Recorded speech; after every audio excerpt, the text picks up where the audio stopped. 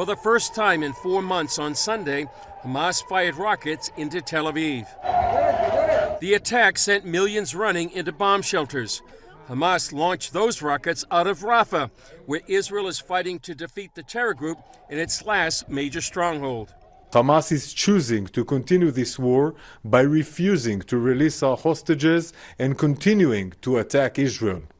Hamas is holding 125 of our people hostage across our border in Gaza. The Israel Defense Forces say they're continuing their operations in Gaza, including Rafah, since they're fighting in accordance with last week's ruling by the International Court of Justice. A senior Israeli official said the court said not to commit genocide, and Israel is not committing genocide while fighting according to international law.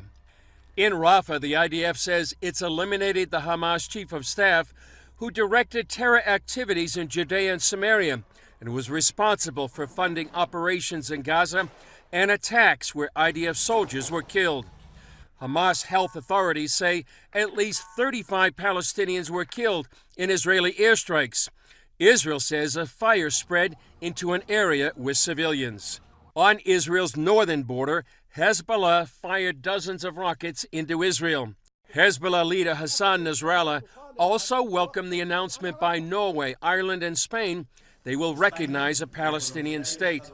Norway and Spain say they'll do it by tomorrow, May 28th.